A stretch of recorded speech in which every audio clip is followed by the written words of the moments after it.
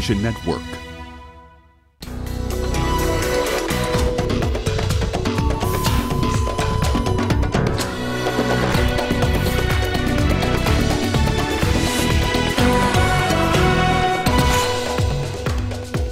Ugandan authorities say chances of finding survivors after the boat accident are fast running out. The Saudi Crown Prince's tour of Arab nations is met with protests in Tunisia. And South Africa looks for cheaper ways to sustain its massive HIV therapy rollout. Hello and thank you for joining us on Africa Live. I am Peninah Karibe. Let's have a look at other stories coming up this hour. In business, crude prices dropped below $60 for the first time in months. And in sports, Tanzania emerged winners in Beach Soccer World Cup qualifying tournament. We begin in Uganda. The death toll from a boat accident on Lake Victoria over the weekend now stands at 33. Police say the search continues, but chances of finding survivors is becoming unlikely by the hour. 27 people escaped with their lives from Saturday's tragic accident. Over 100 people were on board, yet the boat is licensed to transport a maximum of only 50 people. Bad weather is also said to have contributed to the accident. The incident happened 2 months after more than 200 people died when an overloaded ferry sank in the Tanzanian waters of Lake Victoria. Rescue mission is still ongoing following the tragedy. Special equipment has been deployed to try locate the wreckage of the boat. Saudi Crown Prince Mohammed bin Salman is meeting resistance as he heads to Tunisia. Dozens of journalists and activists have rallied against his visit, and they are calling for additional demonstrations. Since the killing of journalist Jamal Khashoggi, the Saudi Crown Prince has been receiving backlash from several rights groups. Saudi Arabia continues to insist the prince is in no way involved in Khashoggi's murder. Ethiopia's Prime Minister Abiy Ahmed Ali is holding a meeting with opposition party leaders. They are discussing election laws and Ethiopia's widening political space. CGTN's Grum Chala has more. About 81 opposition party leaders are attending the much-anticipated meeting being held at the office of the Prime Minister. We have heard Prime Minister Abiy Ahmed has called this a meeting aiming at kick-starting a national dialogue with political parties alongside his own. Most of the participant party leaders were based in Addis Ababa for a long time, while a significant number of them have also returned home from exile. Some are from the United States, like Gimbo Sevens, Branu Naga, and others like OLF's Daud Ibsa returned from Eritrea. The meeting is said to discuss reform in the political sector of the country. The election law and other related laws will also be deliberated on by participants. It's hoped widening the political space and achieving true pluralism in the country will be high on the agenda. And many say the outcomes of the first of its kind gathering since Prime Minister Abiy Ahmed came to power 7 months back will surely and positively impact the upcoming general elections in Ethiopia. Grumtara CGTN at the office of the Prime Minister, Addis Ababa, Ethiopia. South Africa expects to announce its next AIDS drug tender next month. The tender is a vital step in switching HIV patients to a new regimen. The government is looking for a cheaper but more effective alternative to the 3-drug cocktail currently used. At about 7.2 million, South Africa has the world's largest number of people living with HIV. It also has the world's largest AIDS treatment program. Over 4 million patients benefit from state-provided HIV drugs. The upcoming tender will see patients change over to a diluted grava-based regimen. This is a cheaper and more effective alternative to the 3-drug combination currently in use. The planned switch will also expand HIV treatment to more patients. The current tender was extended by a year to allow enough pharmaceutical companies to register their products. There were also delays due to safety concerns. Diluted grava offers several advantages. Experts say likelihood of patients developing resistance to the drug is extremely low. And for more on this story, let's go to CGTN's Angelo Coppola live in Johannesburg. Angelo, South Africa has been hailed for its handling of the massive rollout of antiviral medication. What are some of the factors that triggered government to seek cheaper ways to do this?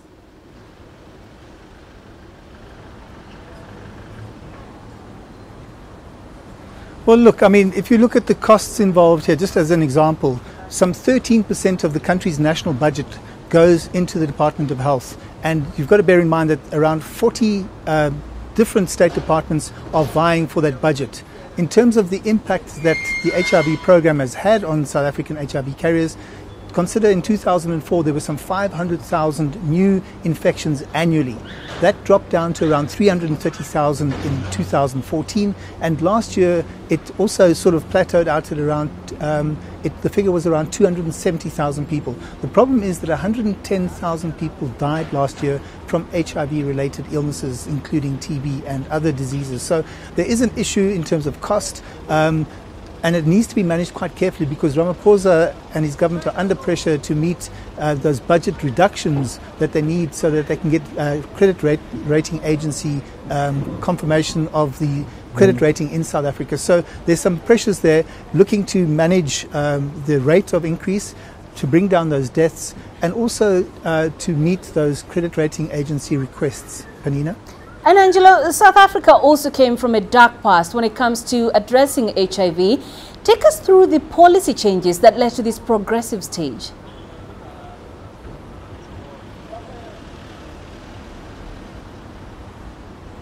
Well, Peninah, it started with an almost outright denial by the then incumbent president that there was any such thing as AIDS in South Africa, or HIV/AIDS, and that people dying from it were not dying from AIDS but dying from other causes. And then moved on to a Minister of Health suggesting that perhaps the right mix of vegetables would cure any disease that was spreading through our population. It then moved on to an acknowledgement of the pandemic and an agreement by the Department of Health to get involved into doing testing, to recognizing that there are people who have HIV/AIDS. And that then moved on to people becoming advocates or ambassadors who went out and sort of destigmatized what was going on in terms of those infections. It's now moved on to a stage where just last year South Africa reached the first of its 90-90-90 targets, where 90% of the population who is infected are now aware of their status, and that's up from 2014 figure of around 66%. So there's been a nice progression to kind of get to that stage where it's okay to have HIV/AIDS in a sense, and to be open about it and to practice safe sex. Peninah? All right, and Angela, we know it's only a few days before World AIDS Day, and some countries celebrate containing the infection rate. But South Africa, with its good handling of the pandemic, the infection rate is alarming. What has Dr. Aaron Motsoaledi said about the ineffective awareness programs?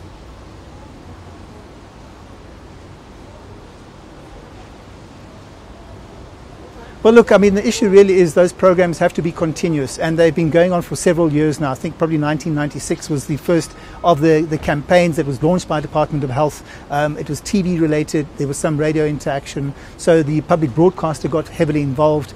Obviously, those campaigns have to be targeted at the high risk, potentially infected audiences or groups of people in our country. There was some data that shows that the prevalence in rural areas is slightly higher than it is in urban areas, because people have a better understanding about HIV/AIDS, how to tackle it, how to avoid it, and then obviously how to self-treat on those drugs that are available at the moment. So the problem really is about that campaign having to be a continuous campaign. It's got to be a reminder campaign so that everybody is aware of and be reminded to take their meds, for example, to practice safe sex, and to be aware that it's not a stigma to have AIDS, and obviously it's about safe sex and taking your meds. Peninah? All right, Angelo, thank you for joining us. Angelo Kupler live in Johannesburg. Now, a formal medical trial has begun in the Democratic Republic of Congo using 4 promising Ebola treatments. So far, 160 patients have been treated with these drug therapies. The U.S. National Institute of Allergy and Infectious Diseases is behind the trial. So MAB 114 stands for monoclonal antibody number 114. And what it is a product that was derived from a patient who recovered from Ebola. And from their blood, we derived what's called a monoclonal antibody, a natural product that's an antibody, a protein that the body makes to protect itself against different types of infections. So we produce this monoclonal antibody, which we're calling MAB, or monoclonal antibody 114, and we're using it now in a clinical trial in the DRC to determine if it's actually a good treatment for Ebola. Not a prevention of Ebola, but actually a treatment of Ebola. You're watching Africa Live. Let's take our first break this hour. Coming up, we bring you the latest on the standoff between Russia and Ukraine. And Britain's Prince Harry is in Zambia.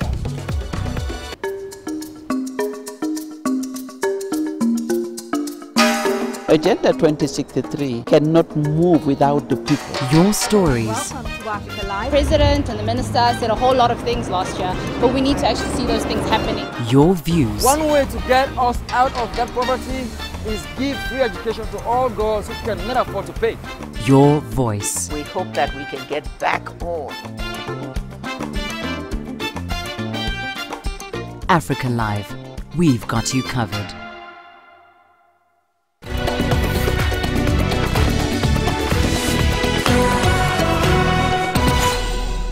There's palpable tension between Ukraine and Russia. Ukraine's parliament has approved a bill to impose martial law in its border regions with Russia.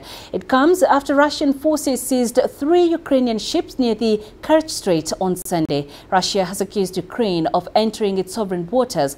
The UN has called an emergency meeting calling for a de-escalation of regional tensions. Ukraine has received support from many Western countries. Our correspondents Lucy Taylor in Moscow and Lillington in New York have the latest. Well, martial law can include things like restricting public demonstrations, public gatherings, restricting media freedom, internet security. In this case, we're told it will definitely involve partially mobilizing Ukraine's air defenses, strengthening anti-terrorism laws. But President Poroshenko says he doesn't want this to interfere with the election campaign. There had been some concerns or criticism that perhaps this martial law was being introduced as a means of interfering with the presidential election because President Poroshenko appears to be behind in the polls. But as of Monday, he reduced his suggestion, his proposed period of martial law from 60 days down to 30 days. Not to give it even one day where it can impede the start of the election campaign. Not to give any reasons for dirty political speculations or other innuendos of all those who care about the party or political interests more than national and Ukrainian interests. Now, there have been some rallies and protests in Ukraine, first of all outside the Russian embassy in Kiev, where people were leaving paper boats in protest at Russia's actions in the Black Sea, also piling up tyres and throwing flares towards the embassy. And then there were nationalist rallies throughout Monday outside the consulate, the Russian consulate in Kharkiv, another area of Ukraine. Lucy Taylor, CGTN, Moscow. Russia has been singled out by a majority of Western nations at the Security Council after Russian special forces opened fire at, stormed and then seized Ukrainian vessels off the coast of Crimea Sunday. The latest move in the Black Sea is viewed as a major escalation in a situation dating back 4 years. In Monday's emergency meeting, Moscow defended its right to protect its waters off the peninsula, while Ukraine, the US and EU member states contested the claim and called the move an act of Russian aggression. We strongly support Ukraine's sovereignty and territorial integrity within its internationally recognized borders, extending to its territorial waters. We express our deep concern over the incident, which represent a dangerous escalation and violation of international law. The European Union members on the Security Council, France, the Netherlands, Poland, Sweden and the United Kingdom, earlier issued a joint statement expressing grave concern over the escalation and reconfirmed their recognition of Ukraine's territorial integrity. They also called on Russia to restore freedom of passage at the Kerch Strait and ensure unhindered access to Ukrainian ports in the Azov Sea. The EU stance of solidarity here echoes that of European Council President Donald Tusk, who condemned Russia's seizure of the Ukrainian Navy vessels and said Europe will stand united in support of Ukraine. But here, at the UN Security Council in New York, it's unlikely that any major or punitive outcome will emerge, as the Security Council's hands have been tied over the conflict and will likely remain so over this latest escalation. That's because Russia is a permanent member of the Security Council and can block any proposed action with its veto power. Li Lingtan, CGTN, New York. Let's get the latest on the tensions between Ukraine and Russia from CGTN's Lucy Taylor, live for us in Moscow. Lucy, let's start with the Kremlin's response to Ukraine's martial law. Well, the Kremlin is accusing Ukraine of whipping up tensions by introducing this period of martial law.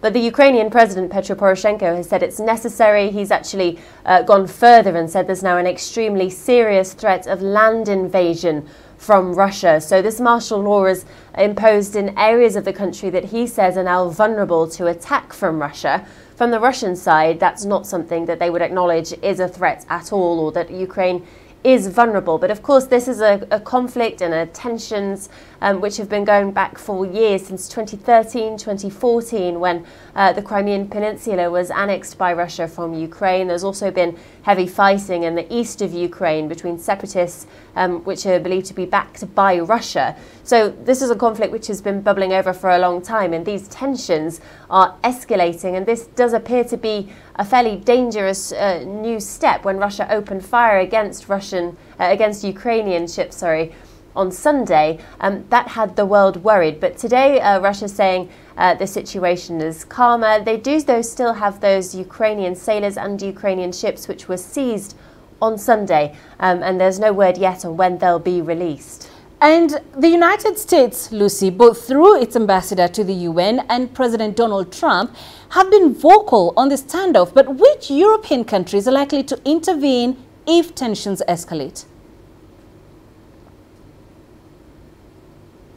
Well, a number of European countries have been quite critical about this. They naturally support Ukraine. That's the European Union have been allies with Ukraine throughout this tension. And there are a number of European countries which have been critical. Britain, France, Germany, Poland, Denmark have all condemned what they call Russian aggression.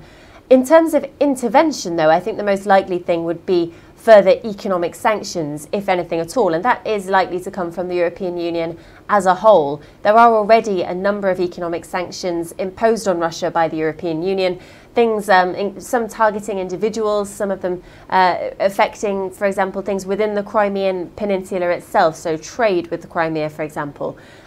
Those sanctions are not going anywhere. I think Russia's behaviour has not changed in the eyes of the European Union, and it's unlikely that those will change. Whether there will be new sanctions now based on this latest incident remains to be seen. I think that's the most likely form of intervention we would see from the European Union at this point, though. And these tensions also sparked an emergency debate at the UN Security Council. Do we know what came out of that?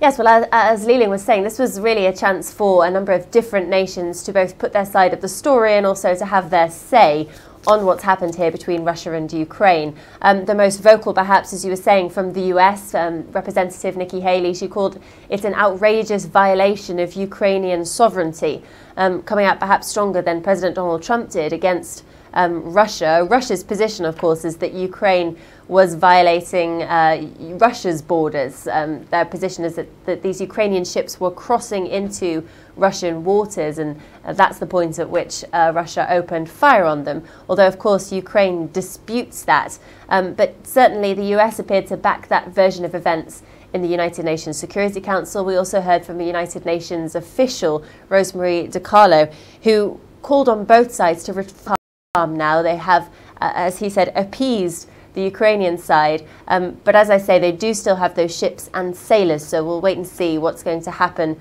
with that. And I think the situation won't truly be calm until those ships have been returned to the Ukrainian Navy. All right, Lucy Taylor in Moscow, thank you. Alfred Yekatom, nicknamed Rambo, has appeared before the International Criminal Court on charges of crimes against humanity. For many in the Central African Republic, the former warlord's arrest and charging marks an important milestone. Here's Astatal with more. November 23rd, 2018 is a date Barbara Mafata will never forget. It's the day the man allegedly responsible for her husband's kidnapping appeared before the International Criminal Court. Alfred Yakatom, nicknamed Rambo, appeared before the ICC to hear 14 war crime charges against him. His lawyer accused CAR officials of torturing him in detention. His alleged victims also hold harrowing memories of brutal acts carried out by his Christian militias. I would like to find him wherever he is and ask him where he buried my husband. His children need him. It's really too much responsibility for me. Yakatom is accused of directing Christian militias, known as anti-Balaka, to carry out crimes against Muslims. The conflict between Muslim and Christian militias has been a source of instability in the country. Lasting peace has been hard to reach, and justice for victims, elusive. But Yakatom's arrest has brought hope for Barbara and others. We were really happy to hear about his arrest. There's too much injustice in this country, but we can at least count on The Hague to bring us justice. His arrest must lead to some sort of conviction. Yakatom's arrest marks the first case from the CAR conflict to appear before The Hague. It remains to be seen if his alleged victims will receive the justice they seek. Astatal, CGTN. Let's head back to South Africa, but now on a different matter. The country has seen a high number of gender-based violence in recent years. At this time of the year, activists in the country observe what's called 16 Days of Activism Against Violence. We're joined now by Fundi Ndimande from Gender Equality South Africa. He's live for us in Johannesburg. Fundi, thank you for joining us. The United Nations say home is where, or is the place where women are likely to be violated. Is that the trend there in South Africa as well? Good afternoon. I didn't catch the question. If you could please repeat it. Yeah, the UN says that home is the place where women are likely to be violated. And I'm asking if that's the case in South Africa. Yes, it is the case in South Africa as well. Gender-based violence is very rife in South Africa. I mean, our statistics are quite shocking. In fact, it is reported that South Africa is the leading country in terms of cases of gender-based violence. The home is the most unsafe place for women. Women are not safe in the streets.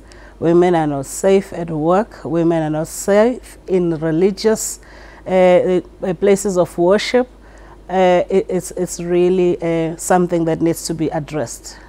And Fundi, would you say the patriarchal society we live in also contributes to the vulnerability of women and girls? And if so, how can we strike a balance to ensure their safety? Of course, we need a lot of political will to address the issue of gender-based violence in South Africa.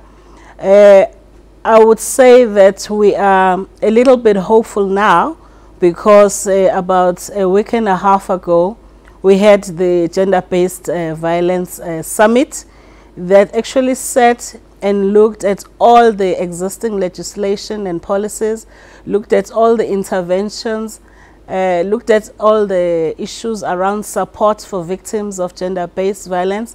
And out of that summit, a new vigor has emerged, and even more, I would say, definitive resolutions were taken about what must be done. As I speak now, there is a national task team that was established out of the Gender-Based Violence Summit that is working on making sure that all those agreements that were made in the summit are going to be implemented beginning in the next financial year, which starts in April. All right, Fundi, we appreciate you speaking to us today. Thank you very much. Fundi Ndimande, live for us there in Johannesburg. Meanwhile, in Mali, the French government is voicing concern over the health of 73-year-old hostage Sophie Peninah. Peninah was kidnapped in northern Mali in 2016. In a newly released video, the French aid workers' kidnappers confirm that her health is deteriorating. She's appealed to French President Emmanuel Macron for help. France's foreign ministry has called for Peninah's immediate release on humanitarian grounds. Her son has expressed frustration at the pace of the government's rescue efforts. My government is not doing enough. They let us know that all means are being mobilized, but we have no explanations or concrete information. So yes, all means are mobilized, so that means that the state does research, tries to locate my mother, tries to locate with precision who is holding my mother and who is responsible for her fate. But all of this is not enough. Britain's Prince Harry is currently in Zambia for a 2-day visit at the request of the Foreign and Commonwealth Office. He was greeted by a traditional dance performance upon arrival before being welcomed by Zambia's President Edgar Lungu at State House. During his trip, the Duke of Sussex is expected to visit the military barracks for an event commemorating Zambian military veterans. He is also expected to attend events held for the Queen's Commonwealth Trust, as well as visit Zambia's first technology and innovation hub, Bongo Hive. You're watching Africa Live. Coming up in business news. Crude prices dropped below $60 for the first time in months. And Sudan lifts a ban on meat and fish imports. Africa is the nexus of enterprise, and global business will tell you why it matters. From the mega investment projects to multi-billion-dollar mergers and acquisitions. Africa today collects, just in terms of revenues from taxes alone, $545 billion a year. If you take 10% of that and you devote it to the energy sector, problem solved. All this on Global Business, weekdays at this time on CGTN.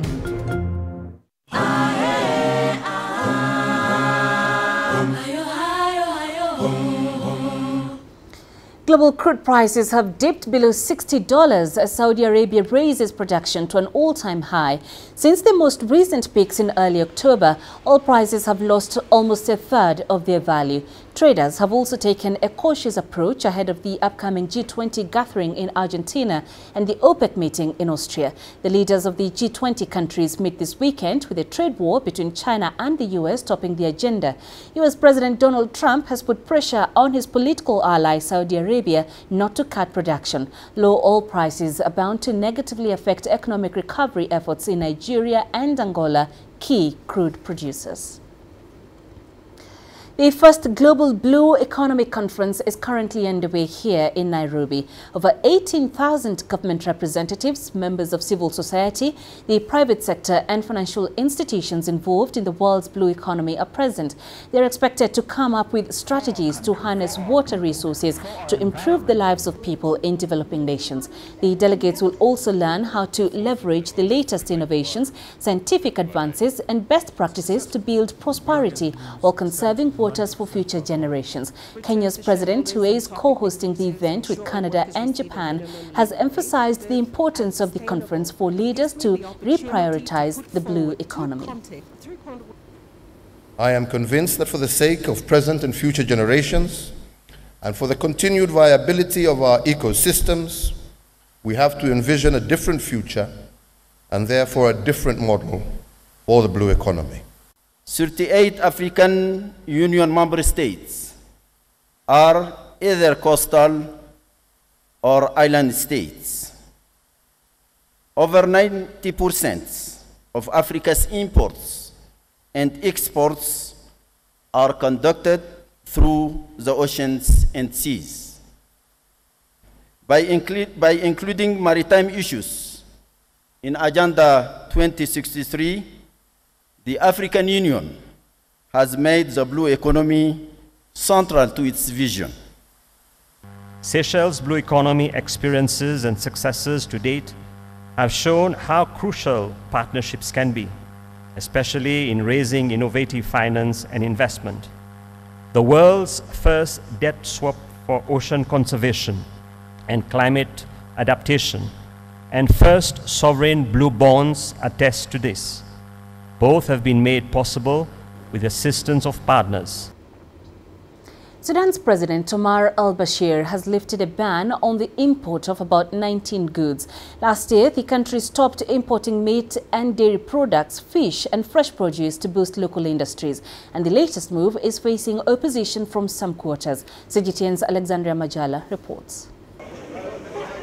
Economy experts in the country say that the decision to lift the ban has come at an inconvenient time and are calling on the government to review its decision. They claim that Sudan has the answer as far as supplying the goods in question. I think that most of these commodities can be produced from Sudan and can be covered by domestic output. These commodities include meat, fruits, vegetables, fish and other things. I think Sudan is capable and has the potential to cover these commodities. He notes that these products can be manufactured locally, saving the government foreign currency. Sudan's Ministry of Commerce's negative list was an effort to rationalize foreign exchange spending, and lifting the ban seems to be counterproductive. The decision contradicts and is in conflict with state policies. In the current economic conditions, there is a shortage of foreign exchange and hence the prevention of goods that can be compensated from within the Sudanese economy, so as to reduce the pressure on the dollar and reduce the volume of demand for the dollar by reducing imports. Sudan suffers from a shortage of foreign exchange resources since the secession of Southern Sudan in 2011. The country also lost 3/4 of its oil resources, which represent more than 80% of its foreign exchange income. Alexandria Majala for CGTN. The world's longest freight railway line connects the Chinese city of Yiwu with Madrid in Spain. It's a much-needed link between the globe's largest wholesale market for small consumer goods and Europe's commodity center. The railway line has helped to boost economic cooperation and cultural exchanges between China and Europe. Yiwu, China's mega wholesale center, is growing globally. Some 70,000 small merchants in this international market sell made-in-Yiwu goods to over 200 countries and regions, with the Belt and Road logistics system spanning in all directions. For Yu Ling Li and her handmade Chinese dolls, it boosts sales and cuts costs. We sell products to many countries around the world. The freight train is very safe for cargo. It has shortened the transit time and sped up capital turnover. One of my customers says it relieves cash flow pressure and brings big savings for delivery. At Yiwu Railway Station, small commodities and other cargo clear customs and inspection before traveling to overseas markets along the Silk Route Railway. This freight railway between China and Spain opened in 2014. Since then, trains have made over 500 trips in both directions, carrying some 45,000 containers. Its journeys in the first half of 2018 were double compared to the same period last year. The line takes only 1/3 the travel time of shipping by sea and costs 1/5 that of air freight. Services has been improved and the coordination has also been enhanced greatly. So the train has been providing with better timeline and better services. There are currently 2 trains a week linking the two nations. The tracks wind through 9 countries before arriving in Spain. Some in Spain say the Yiwu-Madrid railway is bringing enormous benefits to their country. Well, there is no question that there are a lot of economic benefits. On the one hand, with respect to exports, Spain can benefit from the growing demand from Chinese consumers for European products of quality. And in fact, Spain has been exporting large amounts of meat, olive oil, wine, and other food and beverage products. So it will represent a big opportunity for Spanish companies to use these to transport to China. The total import and export value directly generated by the railway line has reached more than $3.5 billion US. Operators hope the service becomes even faster and brings more benefits in the future. I'm very much convinced that the Yiwu-Madrid railway train will have a very good future because that we are making great efforts to provide better services and to make it shorter and shorter for the timeline in the future. The tracks follow the ancient Silk Route, proving that what's old is new and great ideas never go out of style. Mark Fontes, CGTN. The European Parliament, the Council and the Commission have reached a political agreement to monitor foreign direct investment. This comes as the European Union has recorded rising investments from China. CGTN's Mariam Zaidi has more from Brussels. Foreign direct investments can stimulate growth, innovation and employment. And with its open market, the European Union is one of the top destinations, attracting big investment, increasingly more from China. Is the current trade spat with the US a factor when it comes to where China puts its money? Well, just look at the numbers. In the first half of the year, China signed off on $20 billion of mergers and acquisitions and $12 billion of investment into the EU. But worried that foreign countries or companies with close government links are accessing strategic sectors and buying up cutting-edge tech firms, the EU, pushed by France, Italy and Germany, has been looking into new legislation to screen foreign direct investments. Less than half of EU member states currently have the legislation in place that allows them to review FDIs. Of course, this report concerns China, but also other countries like Russia or any other power which, via foreign investment, wants to take control of a sector. The more control you give, the more dependency you create, and that can become a threat for the employment in that sector. And some are strategic sectors, especially for the security of states. Member states would retain the power to review and potentially block foreign direct investment for security and public order purposes. But new rules would also require scrutiny on the basis of non-discrimination and the protection of confidential information. The EU Commission, too, is given powers to issue advisory opinions. So how could this impact China? I think one expression of concern that maybe China has been targeting some specific sectors like robotics and artificial intelligence, and therefore they want to ensure reciprocity, the famous level playing field. That's the aim of this legislation. The new rules have been provisionally agreed to by both the European Parliament and the EU Commission, but it needs EU Council approval, and that can take up to 18 months. Mariam Zaidi, CGTN, Brussels. A Russian plumber has turned his passion for sewing into a lucrative career as a fashion designer.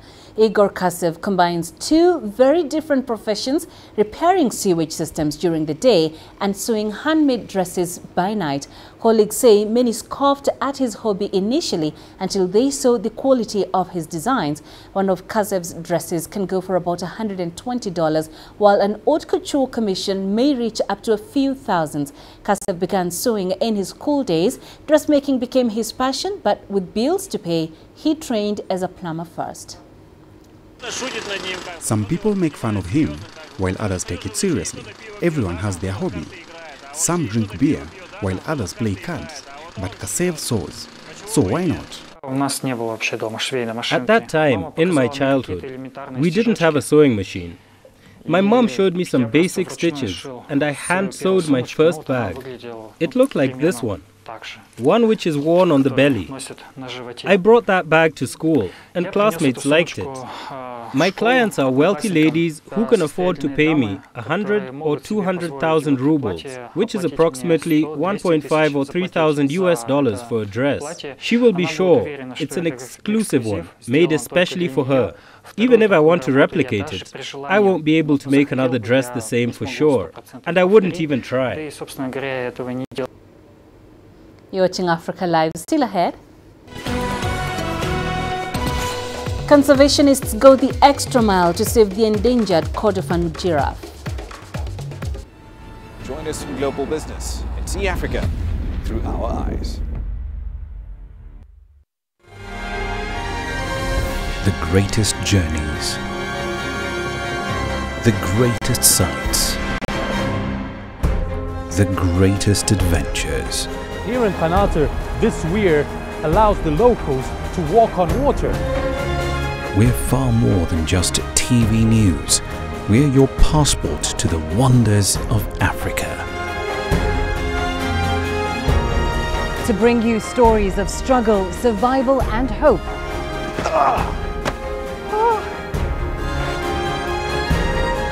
So let's explore.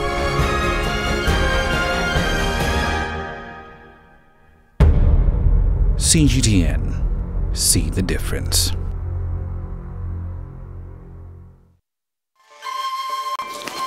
You don't find the stories of North Africa by sitting on the sidelines.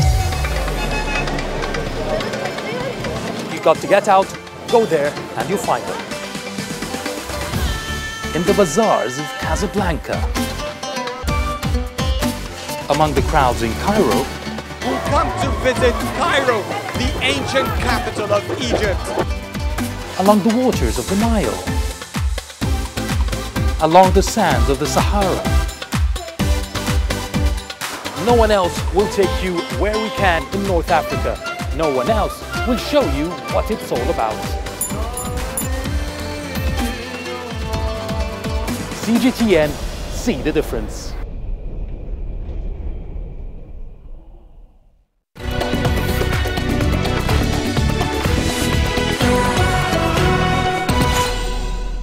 The number of Kordofan giraffes native to Central Africa is dwindling. A new drone program is looking to protect and monitor the critically endangered subspecies. These drone images are doing more than providing you a scenic view of the savannah. They're part of an effort to save the critically endangered Kordofan giraffes. The subspecies roams across Central Africa, and there are an estimated 2,000 remaining in the wild. These drones will help rangers monitor for poachers. The other thing we're doing is using drones to be able to see how they're moving within the area. That's used for wildlife monitoring, but it's also used by the eco-guards who are patrolling to try to deter illegal activities. The Bristol Zoological Society is helping with funding and programming for the drone use. They're currently in use at Cameroon's Benue National Park.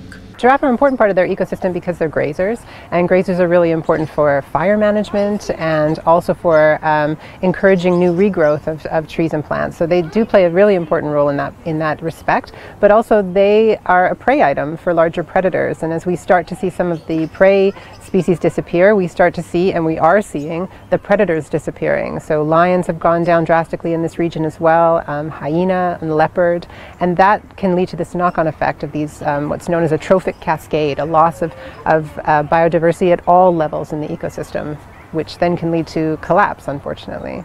Experts say if there's no action taken, we could see the extinction of the Kordofan giraffes in our lifetime. Astatal, CGTN.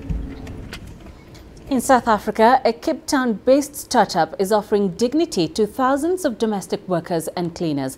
Sweep South is an on-demand service that allows prospective employers to book a home or office cleaning service from a database of thousands of domestic workers around the country. The employees have been trained and undergone background checks. Perhaps most important, they earn a decent wage, which is currently not the case for many domestic workers in the country. CGTN's Travers Andrews has more.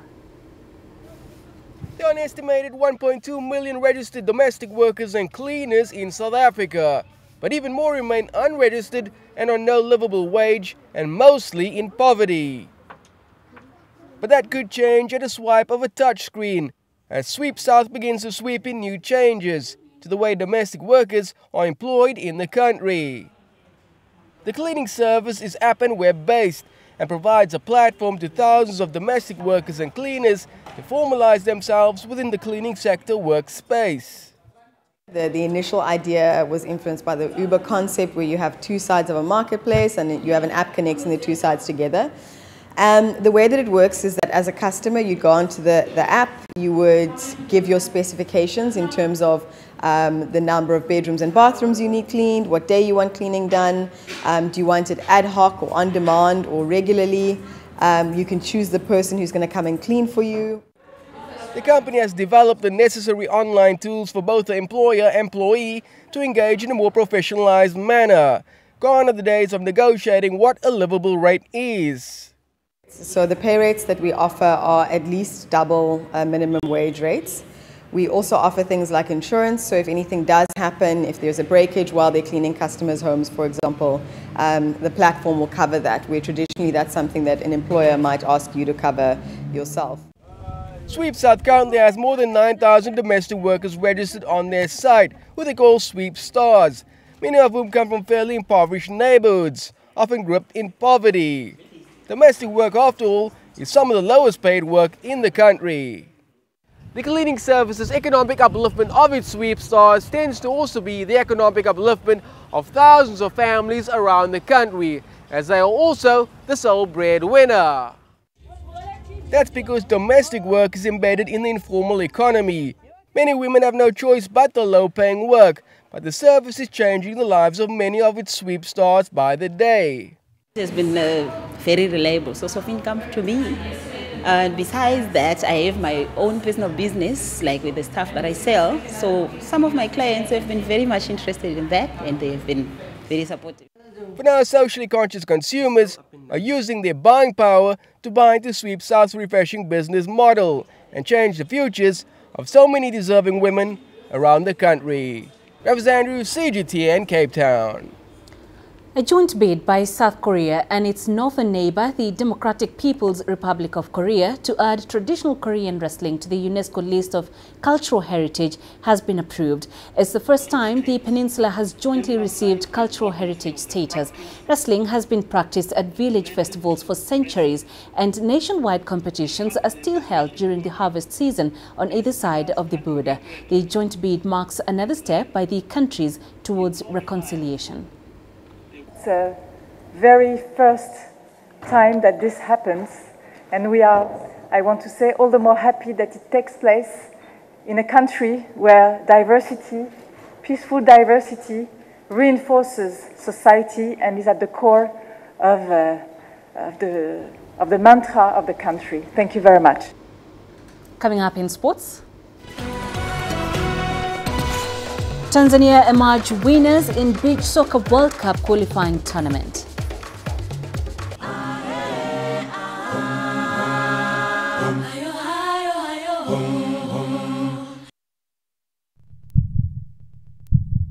Africa, where champions are made, records are broken, legends are born. We're there for every goal, for every knockout, for every step of the way. Match Point, only on CGTN.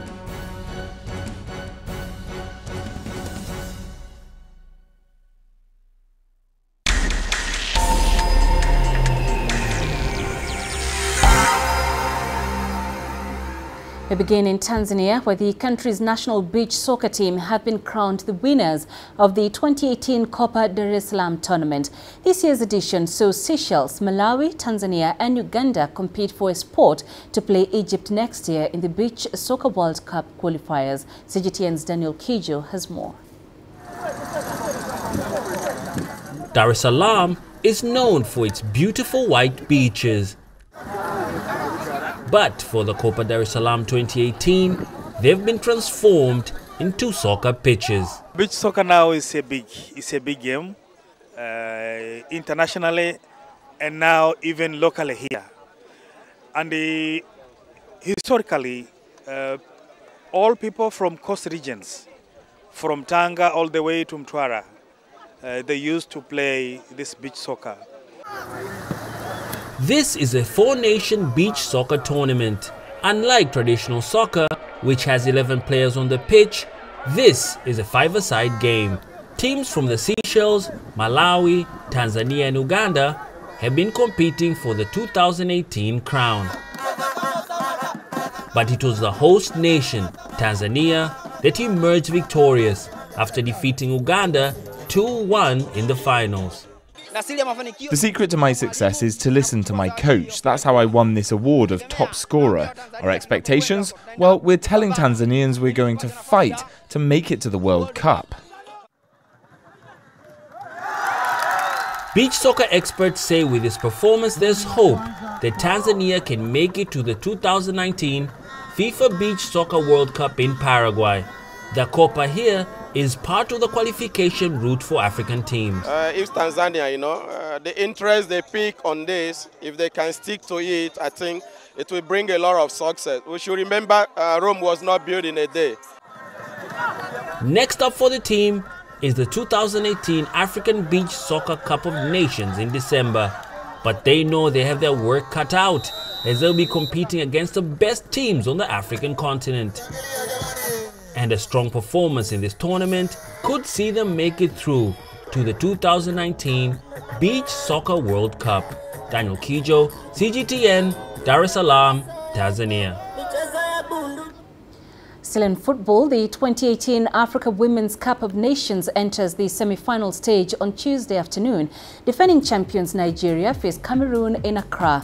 Cameroon topped Group A with 7 points, while Nigeria was second in Group B with 6 points. The second semi-final will see Group B leaders South Africa take on Mali. The two winners will face off in the final on Saturday. In the UEFA Champions League on Tuesday night, Italian Serie A champions Juventus host Valencia in Group H. They need only a draw to secure their spot in the knockout stages. The Old Lady have been in fantastic form so far this season. Their addition of Cristiano Ronaldo certainly didn't hurt, and they're among the favourites in the Continental Club competition. Here are Ronaldo and his teammates. The Portuguese gives the camera something to look at by finding the net from behind the goal line. Juve are coming off a comfortable 2-0 victory over Spal in the domestic league on Saturday for their 12th win in 13 games. The Old Lady are not expected to have much trouble against the Spanish La Liga side tonight. They beat Valencia 2-0 in their group opener on September 19th, when Ronaldo received his first red card in the competition ever for appearing to pull Jason Murillo's hair. The 33-year-old will be relied on as usual tonight, but not for any hairstyling. Preferisco che Ronaldo giochi come sta giocando. I would really like to see him continue playing as he has been, playing like an assist man and a top scorer. He is doing great things. Overall, he plays with great quality, and this allows the squad to create chances and score goals. Another Spanish club making the trip to Italy is three-time defending champions Real Madrid. Santiago Solari's men are under pressure once again this season following a 3-0 defeat at Eibar in the Spanish La Liga on Saturday.